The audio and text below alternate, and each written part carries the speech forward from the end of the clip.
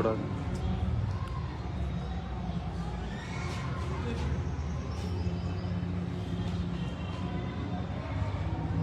नमस्कार मित्रांनो, मी सरपंच मंगेश साबळे बोलतोय. पण आज या ठिकाणी जिल्हा परिषद कार्यालय छत्रपती संभाजीनगर या ठिकाणी मी सरपंच म्हणून आलेलो नाही, तर माझ्या गावातल्या महिलांचा आवाज म्हणून या ठिकाणी आलेलो आहे. माझ्या गावातील महिला आहेत, त्यांना 2-2 किलोमीटर पाणी डोक्यावर आणावं लागतं, प्यायला पाणी नाही. सुरुवातीला शुद्ध पाणी नव्हतं म्हणून आडात बसून आंदोलन केलं. त्या महिलांनी मला मतदान दिलं आणि मी सरपंच झालो. आणि आज 2 वर्ष जवळपास होतोय. जल जीवन मिशनचं काम या ठिकाणी 2020-21 मध्ये चालू झालेलं आहे. जल जीवन मिशनचं काम 4 वर्ष झाले, अजून पूर्ण झालेलं नाही. त्या छड्या आणल्या, पैप आणले, रोडमध्ये दाबून टाकले, ते पैप सडायला आले, मात्र जल जीवन मिशनचं काम अजून पूर्ण झालेलं नाही. 4 वर्ष झाले जल जीवन मिशनचं उद्घाटन झालं. 1,80,00,000 इस्टिमेट तयार केलं बघा मित्र. 4 वर्ष झाले, पैप रोडमध्ये दाबून टाकले, अजून काम झालं नाही. कुठं काम अडकलाय? कुठं घोडा पेंट खाताय? का 4-4 वर्ष एका जल जीवन मिशनच्या कामाला लागताय? पूर्ण तालुक्यामध्ये, पूर्ण जिल्ह्यामध्ये ही अवस्था आहे.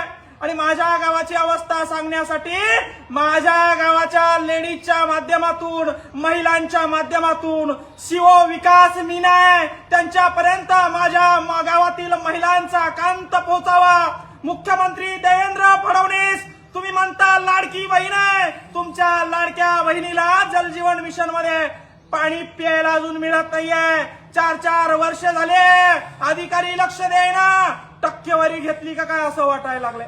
माझ्या गावातल्या मला महिला विचारता, कर भाऊ तुला सरपंच केलं, तू आम्हाला प्यायला पाणी का अजून दिलं नाही?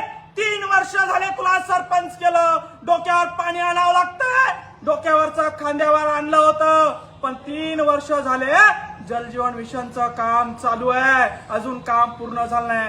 यांच्या सीओनच्या, डिप्टी सीओनच्या, वाघमारेंच्या आणि जे काही डेप्टी इंजिनियर आहे त्यांच्या ताटाखाली काहीतरी वडगणा लावल्या असतील, म्हणून हे कामं थांबलेले असतील. आणि ही वस्तुस्थिती पूर्ण महाराष्ट्रात आहे. आणि म्हणून सीओला विनंती आहे, हे इस्टिमेट आहे जल जीवन मिशनचं, 1,80,00,000 इस्टिमेट आहे.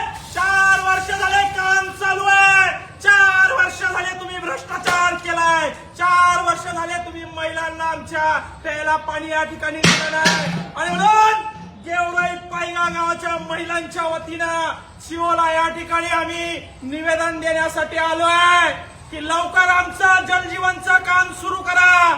आमच्या लेकरांना, आमच्या महिलांना प्यायला शुद्ध पाणी द्या. हे फक्त निवेदन आहे. तुम्हाला हात जोडून विनंती आहे. सरपंच होऊन 2-2.5 वर्ष झाले, शब्दपूर्ती केली नाही. त्याचं कारण असं आहे, ठेकेदारानं काम कंप्लीट केलं नाही.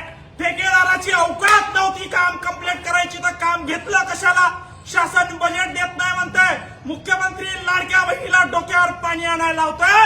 आणि म्हणून महिलांच्या वतीनं एक विनंती घेऊन विकास मीना, जे सीओ आहे जिल्हा परिषदचे IAS अधिकारी, त्यांना विनंती करण्यासाठी आलो आहे की पूर्ण महाराष्ट्राची वस्तुस्थिती जी आहे, पूर्ण संभाजीनगर जिल्ह्याची वस्तुस्थिती आहे, पूर्ण फुलंब्री तालुक्याची वस्तुस्थिती आहे, मला त्याच्याशी काही घ्यायचं नाही.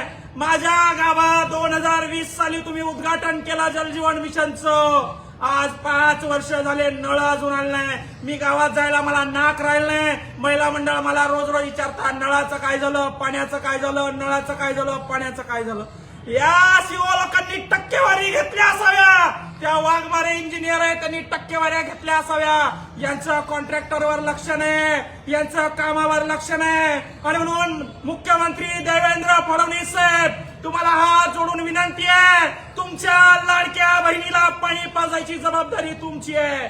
जल जीवन मिशन 1,80,00,000 योजना केंद्राची आहे. 5 वर्ष झाले काम सुरू, अजून काम कंप्लीट झालं नाही. आणि म्हणून सीओनी तात्काळ मीटिंग बसवावी, जल जीवन मिशनच्या योजनांचा या ठिकाणी आढावा घ्यावा अजून उन्हाळा सुरू झालेला नाही, अजून तर टाकीत पाणी येत आहे माय बापो. एकदा अजून 2 महिन्यानंतर उन्हाळा सुरू झाला तर प्यायला पाणी नसतं. आणि जर का अशी वस्तुस्थिती परिस्थिती आमच्यावर आली तर आमचा या ठिकाणी उद्रेक झाल्याशिवाय राहणार नाही. एवढा सांगण्यासाठी सीओ साहेबांना, विकास मीना साहेबांना आणि वाघमारे जे कोणी जे आहे त्यांना सांगण्यासाठी आलोय. धन्यवाद मित्र. जय जवान जय किसान.